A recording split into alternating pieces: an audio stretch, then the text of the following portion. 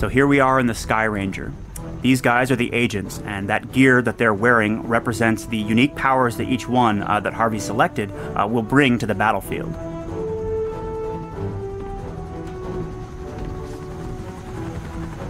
Now, here's a good view of our setting. 1962's American dream at the verge of a tectonic cultural shift.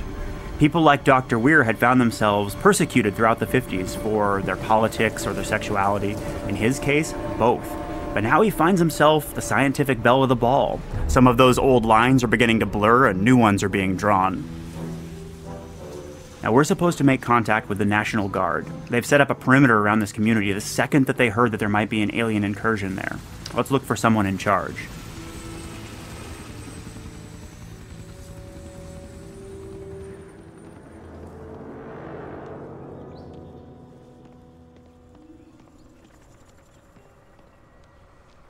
This isn't right.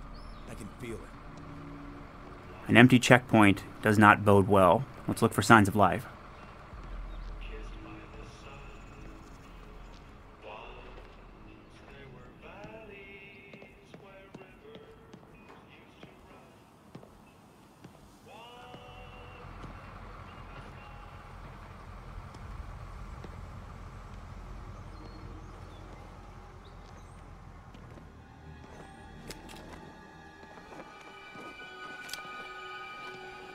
What in hell happened here?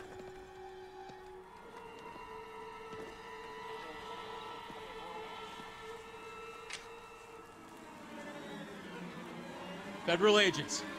Let's see some ID, pal.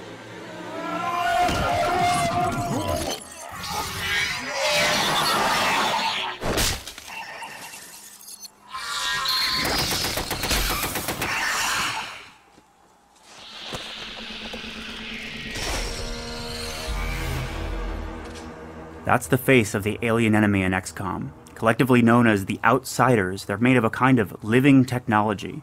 That one was an infiltrator class, able to look like any human it wants for purposes of reconnaissance.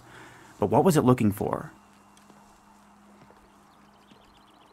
It looks like it had opened the dossier on Dr. Alan Weir. They probably consider him a person of interest because he's been subverting their technology and making it work for humanity.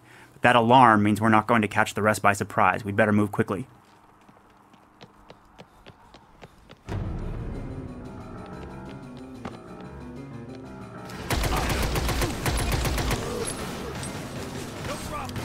Alone in XCOM, Harvey will get slaughtered. He has to command his agents very precisely in order to survive.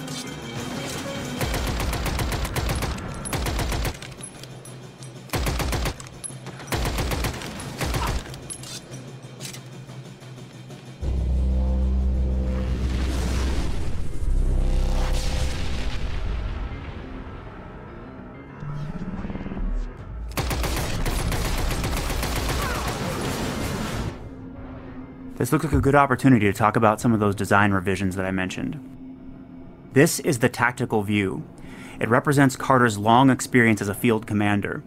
Now Harvey can sweep around the entire battlefield and look for tactical opportunities. Time is slowed to a crawl, and he can command his agents' powers on a much more granular scale here. On the left is the commando's powers, and on the right you see the master-at-arms. Harvey has to choose between the more expensive powers and the cheaper ones in order to solve a problem like this. That shield that we're looking at is soaking up too much of his agent's damage. He'll lose if he tries to just trade bullets with these guys all day, so he needs to find a way to solve this problem. It's kind of our real-time take on the classic battlescape of the original games. It looks like Harvey's going for Disrupt. That'll create a kind of feedback loop in the body of that outsider and cause him to drop his guard.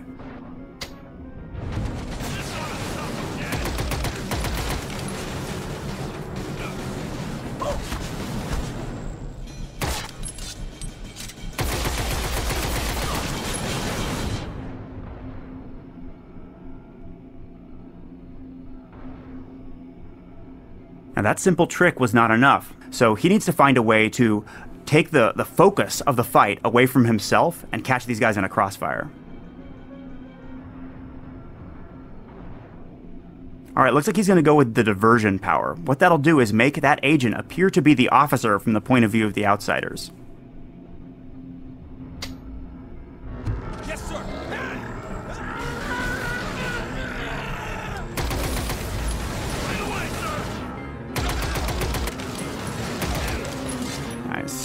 Harvey was able to take out the generator. And what that does is allow his agents to catch these guys in an easy flank. He can use those agent powers outside of tactical mode as well by binding them to the D-pad.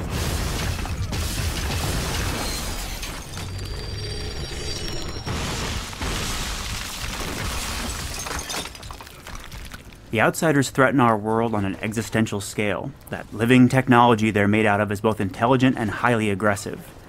It's part of an ongoing plan to terraform our world and turn it into theirs.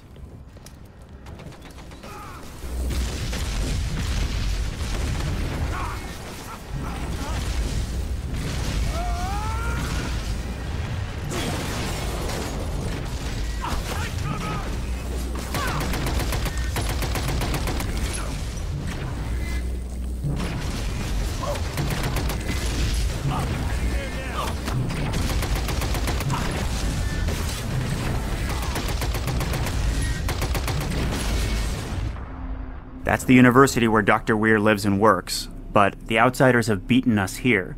They've got a strongly reinforced position, and Harvey's at a real disadvantage. He's going to have to find a way to subvert this situation and make it work for him, using his agent powers.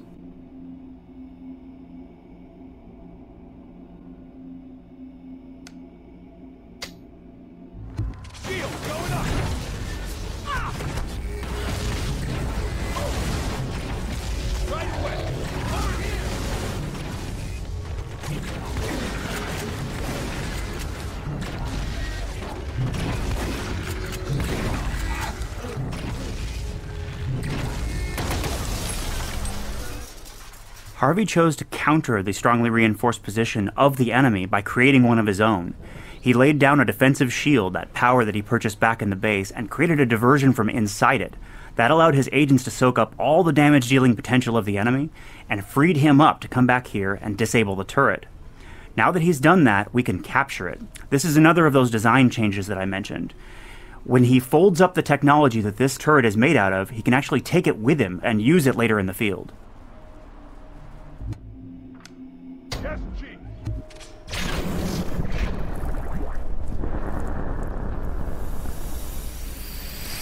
Capture is one of Dr. Weir's designs.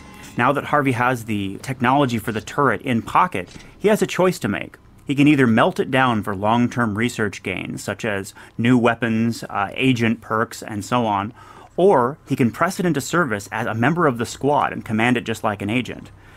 Whatever he wants to do, we better move on and get to Weir.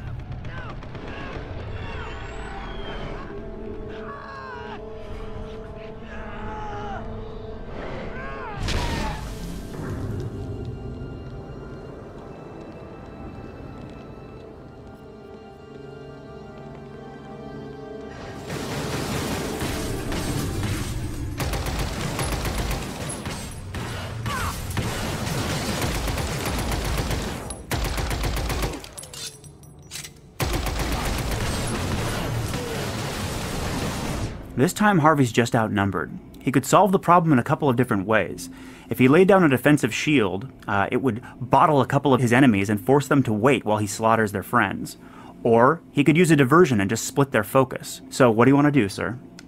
Alright, Harvey's going for the spendthrift playstyle. He wants to drop that turret down right now and give them a taste of their own medicine.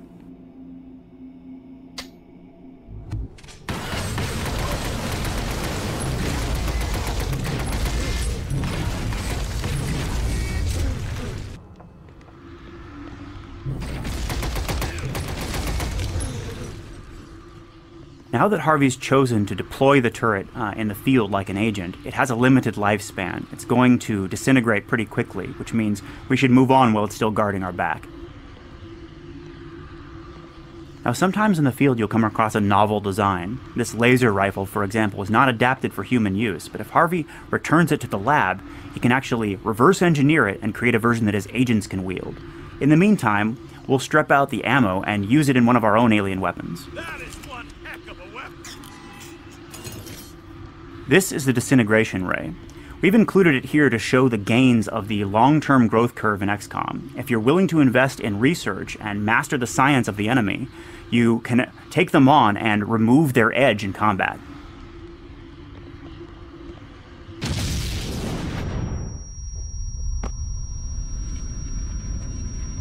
That's a Titan. How are we supposed to fight that thing? Harvey can't attack it in this form.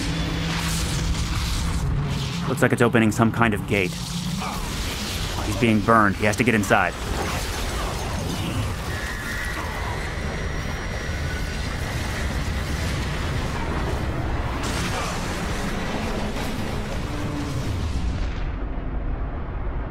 That Titan is terraforming this entire courtyard, bombarding it with some kind of cosmic energy and transforming it into something very much like the alien world.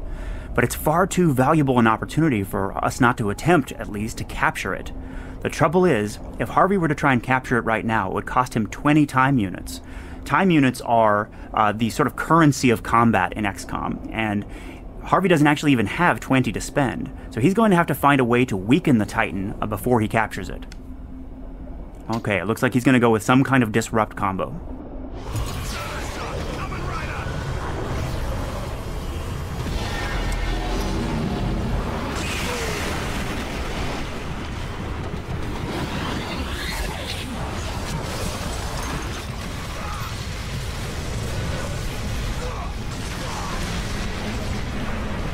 You ain't going anywhere. Harvey's got the Titan on the ropes, but that was the agent with the capture power. He's going to have to find a way to do a combat evac. Defensive shield will protect him from the rain. Alright, let's capture that Titan.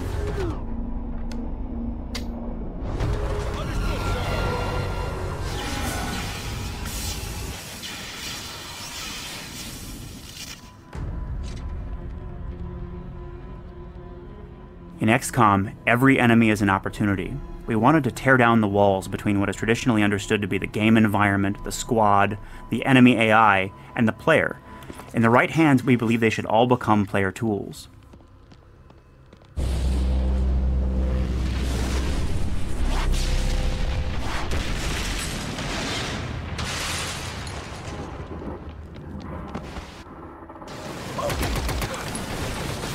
Harvey's attracted reinforcements, and this time they've got him in the crossfire.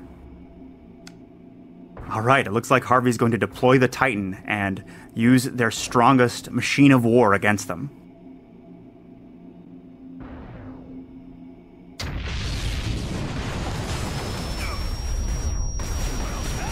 Now he can command its airstrikes just like an agent.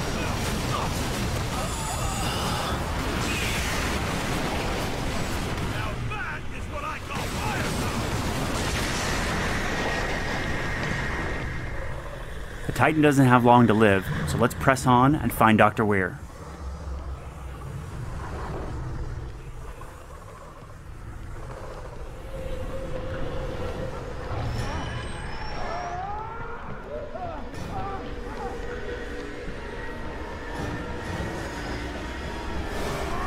That's him, and the enemy have got him.